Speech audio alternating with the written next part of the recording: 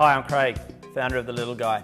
I spent 4.5 years, along with a team of engineers, industrial designers and a professor of thermodynamics, developing a system with no moving parts that'll extract espresso coffee exactly the same as we're getting at some of the world's best cafes. The build is almost entirely of hand-poured stainless steel castings that'll last hundreds of years. I'm going to spend a few minutes just running through The Little Guy and the accessories that have been developed around The Little Guy so that you've got a great experience at home and so that you're using some of the world's best instruments to make some of the world's best coffee.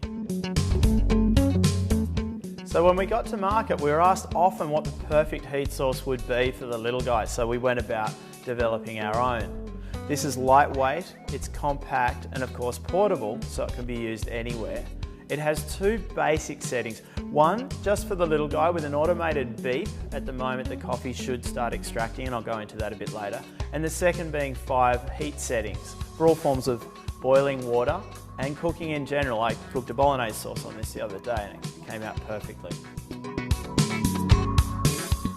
In addition to the nylon tamper that comes in the kit, we've developed this premium stainless steel tamper that's very heavy and very comfortable to use.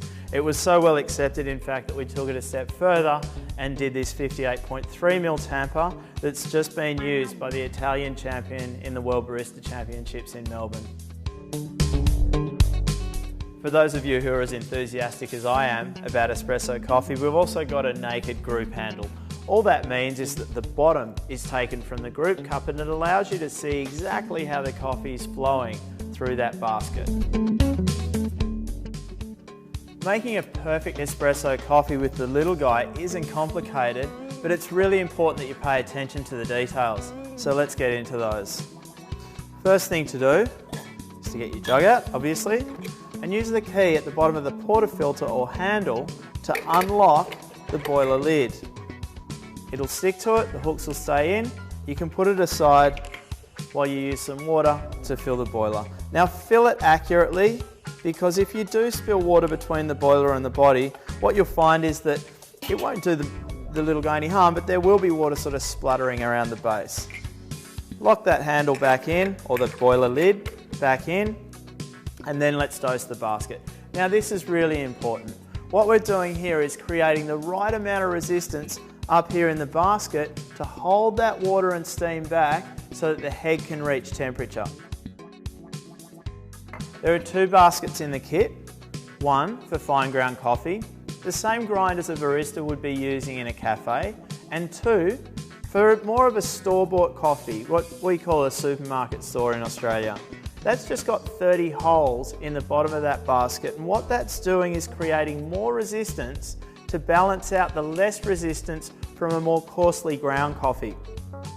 So getting into putting that coffee into the basket and exactly how you need to do it.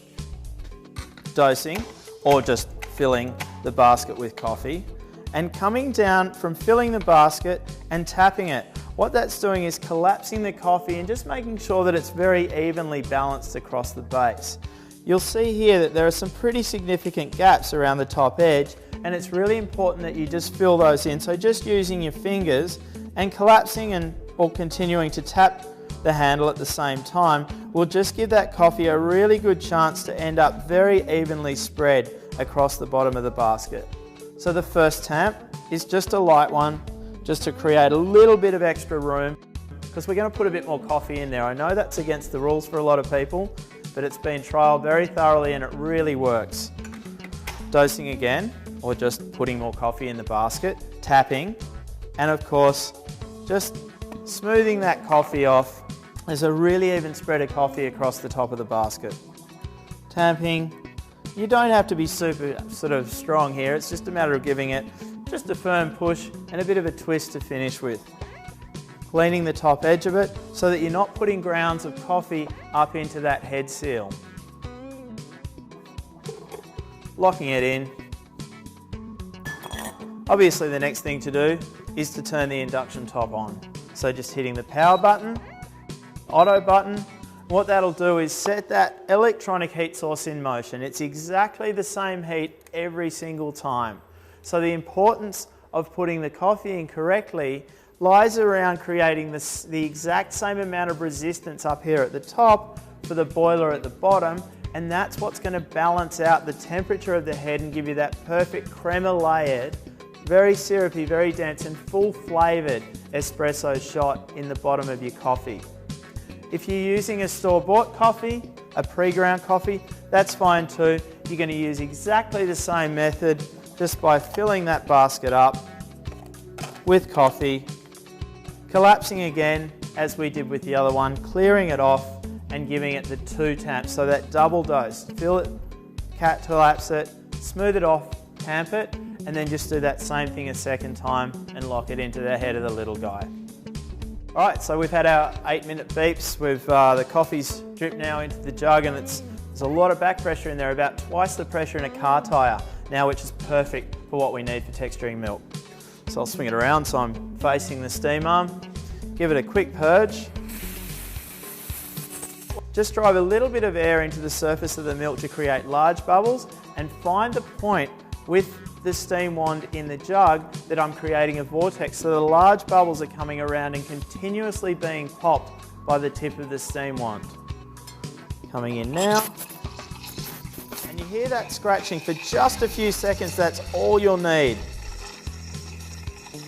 and you'll see there that vortexing and the milk's spinning right around. The bubbles are popping and popping and popping, and just holding the jug to a point until it's a little bit too hot to touch. That's going to be the perfect temperature for drinking. So when you've done your milk, give the steam wand a good purge to clear the jet.